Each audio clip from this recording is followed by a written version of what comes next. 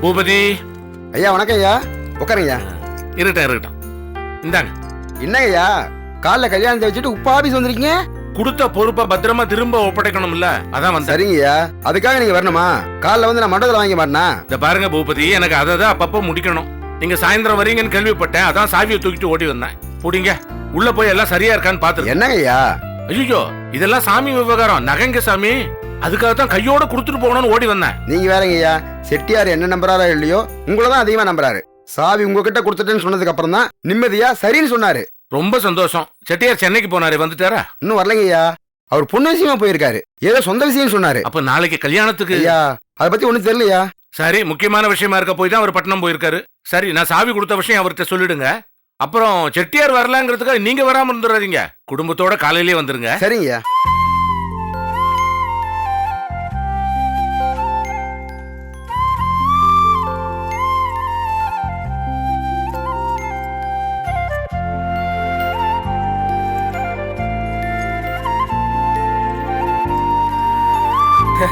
வாங்க எல்லாத்தையும் அப்படி வைங்க.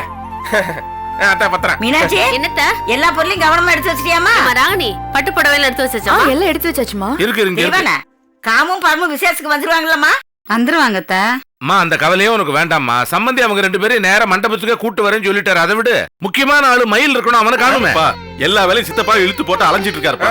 ஏன்பா நீங்க கொஞ்சம் ஒத்தாசையா இருக்க கூடாது? சொன்னா கேட்க மாட்டேங்கிறாங்கப்பா. எவ்வளவு தூரம் நானும் கேக்குறது, கடைசியா கெஞ்சியும் பாத்துட்டேன். சரிப்பா இந்த வேலையை பாருங்கறாங்க. அதுக்கப்புறம் இல்ல நான் பார்த்தா சரி யாரும் ஒதுங்கிருன்றாங்க. நான் என்னத்தப்பா பண்றது?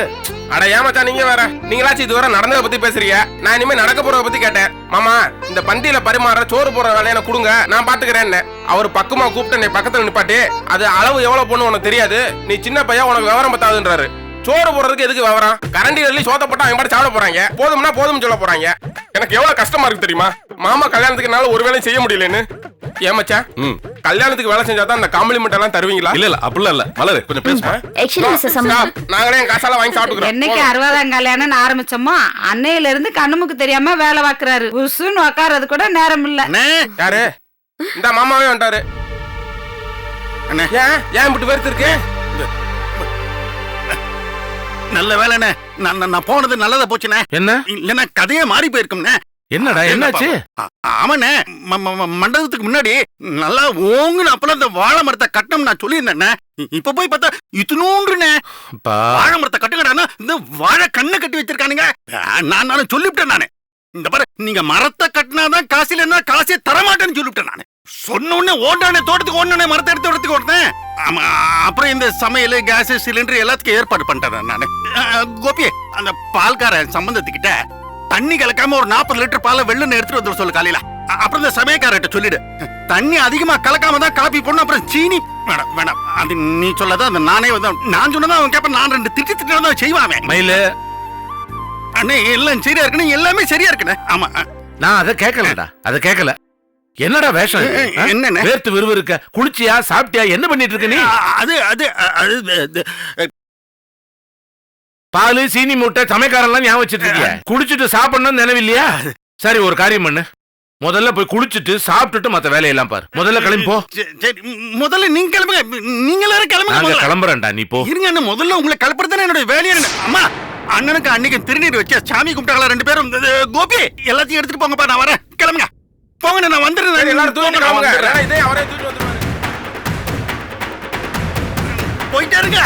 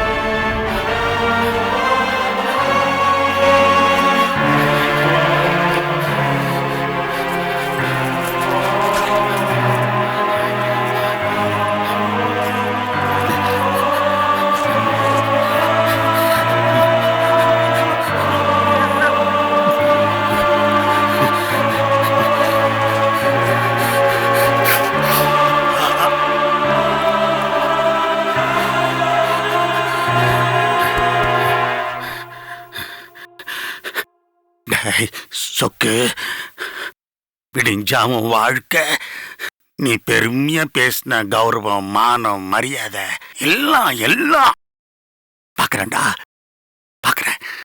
நீ எப்படி உசுர வச்சுக்கிட்டு வாழற நான் பாக்குறேன்டா.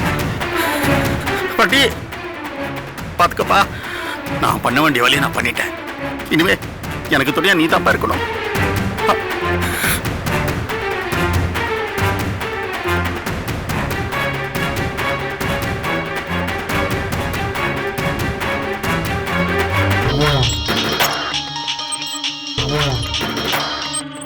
சொல்லுங்க மாமா. மாப்பிள, நான் சொன்ன மாதிரி சொக்கு வீட்டுல எல்லா நகையும் வச்சுட்டேன். நிப்பாட்டே. சொல்லுங்க மாமா. நாளைக்கு காலையில என்ன செய்யணும் அதை நான் கரெக்டா செஞ்சு போடுறேன் மாப்பிள. நீங்க கவலை விடுங்க மாமா, மத்தெல்லாம் நான் பாத்துக்கிறேன். இனிமே என்ன நடக்க போகுதுங்கிற மட்டும் நீங்க பாருங்க. சரி மாப்பிள, நான் போனை வச்சிடுறேன்.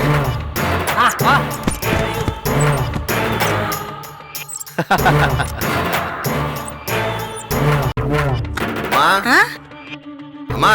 என்னடா குமாரு, இன்னியார வரைக்கும் அந்த மாட்டு தலையிட்டு பேசிட்டு இருந்தியா? அம்மா, நீ நினைக்கிற மாதிரி அவன் மாட்டு தலையன் இல்ல, நரி தலையன். எல்லா வேலையையும் ஒத்தால நின்னு செய்யறாமா அவன். என்னம்மா அப்படி பாக்குற? இத்தனை வயசுக்கு அப்புறமும் அவன் ஒரு பெரிய தில்லாலகடின்னு நிரூபிச்சிருக்காமா. கள்ளச்சாவி போட்டு நகையை திருடி இப்ப அதை சொக்கு வீட்டுல பதுக்கி வச்சிருக்கானா. அவன் எவ்வளவு பெரிய ஆளா இருப்பான். என்னடா குமாரு, சொன்னபடியே செஞ்சுட்டானா? முடிச்சிட்டாமா, முடிச்சிட்டான்.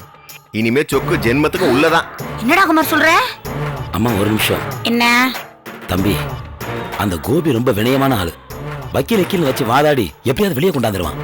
போயா ஜோசியா, என்ன நினைச்சு பேசிட்டு இருக்க நீ? இது என்ன சாதாரணமா ரோட் சைடு நடக்க செயின் பறிப்பு கேஸ் நினைச்சிட்டு இருக்கியா? கோயில் நகையா? கோயில் நகை, கோயில் நகைய களவான திட்டம் போட்ட கேஸு, கள்ளச்சாவி போட்ட கேஸு, அப்புறம் திருநதுக்கு ஒரு கேஸு, அப்புறம் பழிய தூக்கி இன்னொருத்த மேல போட்டதுக்கு ஒரு கேஸு, பகைய முன்னாடி வச்சுக்கிட்டு அப்படி ஒரு கேஸு. இப்படி ஏகப்பட்ட கேஸ் இருக்கு. இனிமேலு மயிலு வாசிக்கிறது ஜெயில தான். நலந்தானா நலந்தானா, அச்சடிச்ச சோறு நலந்தானா, அவுன்சு குழம்பும் நலந்தானா. எப்படி? ஏன் தம்பி, திருடுறது ஒரு காரியம் தானே, அதுக்கு இத்தனை கேஸ போடுவாங்க? போயாயோ, சட்டம் அப்படிதான் சொல்லுது. அதான் தம்பி அனுபவங்கிறது. போலீஸ் கேஸ்ன்னு மாட்டி உள்ள போய் வெளியே வந்து அடி உதன்னு வாங்கி அதுல கத்துக்கிற பாடம் அனுபவம், தியாகம்னு சொன்னேன். ஏய், இப்ப நீ என்ன தியாகின்னு சொல்ல வரியா இல்ல பெரிய கேப் மாதிரின்னு சொல்ல வரியா? தம்பி ஏய், அங்கிட்டு பா. தம்பி நொம்பினிட்டு என் பிள்ளை வக்கீலுக்கு வக்கீலு, ஜட்ஜுக்கு ஜட்ஜு, தெரியுமா? கைதிக்கு கைதின்னு ஆயிரப்படான்னு தான் சொல்றேன் நான். டேய் குமாரே, இந்த எடுவட்ட கிழிச்சா தாண்டா சரியா வரும். நீங்க அந்த அருவா எடுத்துட்டு வாங்க. இந்த வரேன் தம்பி, என்ன தம்பி? அம்மா நீங்க இல்ல, தம்பி குடுமா. தம்பி, ஏய். உங்க தலை தப்பிக்கிறதுக்கு யோசனை சொல்ல வந்தா இப்படியா? வெட்டானா? தம்பி இருமா, என்னமோ சொல்ல வரான். இதப்படி என்னையா என்னையா சந்தேகம் உனக்கு? தம்பி, இந்த மயில் என்ன நினைக்கிறான்னா, சொக்குதான் திருடன்னு சொல்லி கோயில் நகையை திருடி அங்கே கொண்டே வச்சுட்டு சொக்குவை மாட்டி விடுறது அவனோட பிளான்.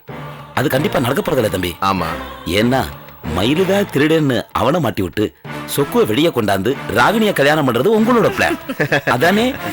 அப்படிதான். அப்ப போலீஸ் மயிலை அரெஸ்ட் பண்ணி கொண்டு போகும். மயில் சும்மா இருப்பானா? போலீஸ்காரையா போலீஸ்காரையா, இது எல்லாத்துக்கும் ஐடியா கொடுத்தது இவர் தான். கள்ளச்சாவி போடுறதுக்கு ஐடியா கொடுத்தது இவர் தான். கள்ளச்சாவி போடுறது யாருன்னு காட்டி கொடுத்தது இவர் தான்.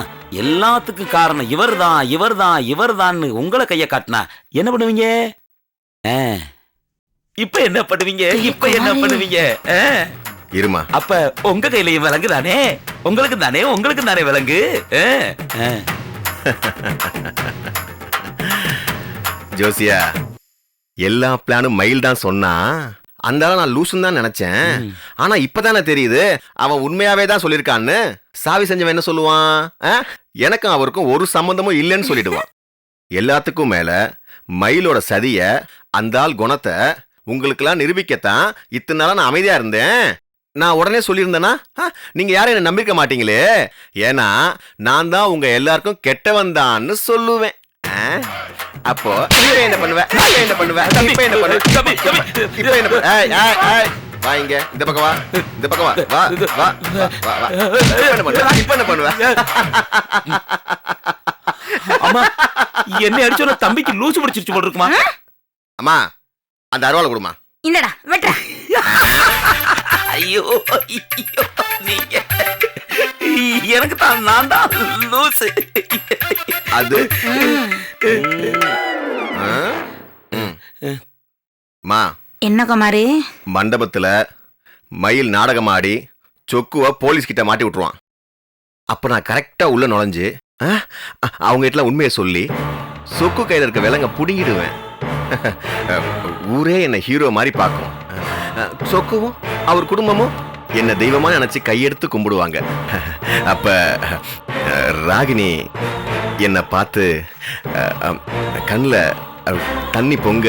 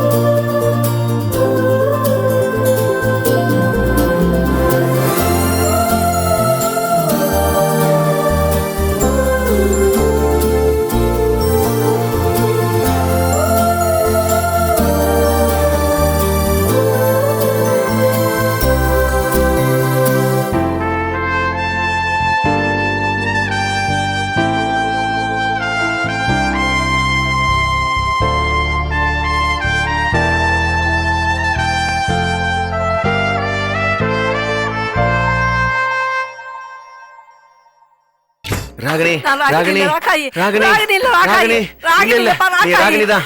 ராகினி ராகினி ராகினி வா ராகினி ராகினி ராகினி ராகினி ராகினி தம்பி.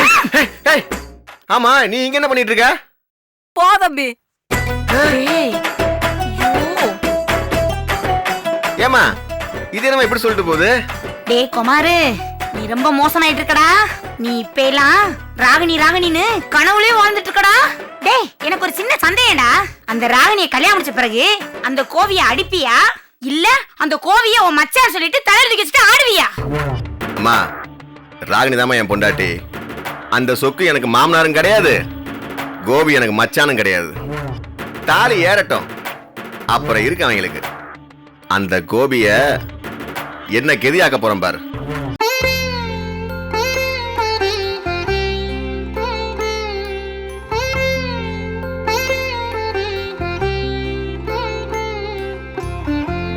அண்ணே என்னப்பா? ஓ துணிமணிங்களா? வஸ்திரங்களை நீங்க தான் கொடுக்கணும்.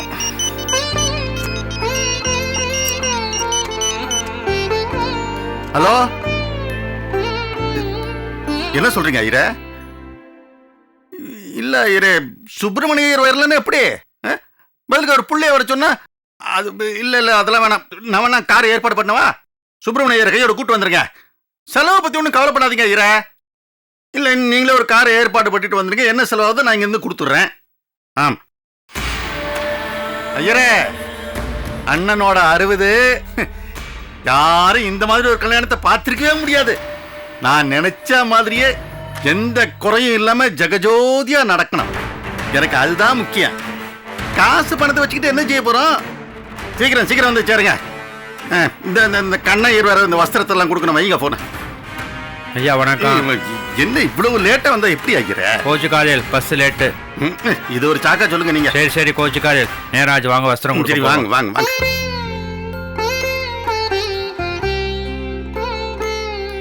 எல்லாரும் தம்பி சமீரா வந்து வஸ்திரம் வாங்கிக்கோ.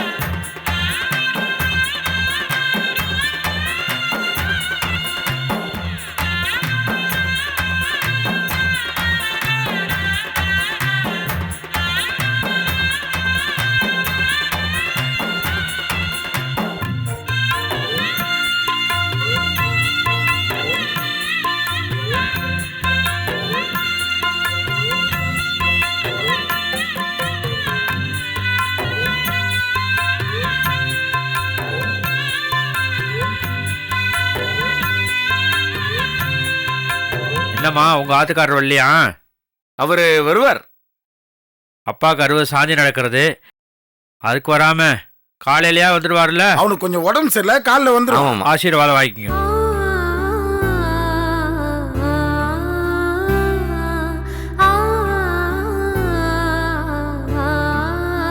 வா.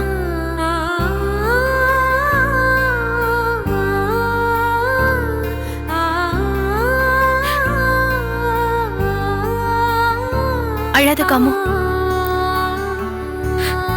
எல்லா நேரத்திலயும் என்ன தண்டிக்கிறது மட்டும் செஞ்சா எப்படி மகேஷ்? நான் யாருக்கு என்ன துரோகம் பண்ண? அழாத காமு. என்ன பண்றது, பொம்பளைய பிறந்தாலே இதானே நம்ம தலைவிதி. துரோகம் தண்டனைன்னு எல்லாத்தையும் நம்ம தான் அனுபவிக்கணும். அதுக்கு என்ன பண்ண முடியும்? இன்னும் பரமோட ஆரம்பிச்ச பிரச்சனை முடியலையா? கோபி என்ன விஷயத்துல ஆரம்பிச்சு இப்ப பரம விஷயத்துல பெருசாயிடுச்சு. அந்த வீட்டுல நான் இருக்கேன்னு தான் பேரு. ஒருத்தர் பேசிக்கிறது கூட இல்ல. அவருக்கு என்ன கண்டாலே ஆக மாட்டேங்குது.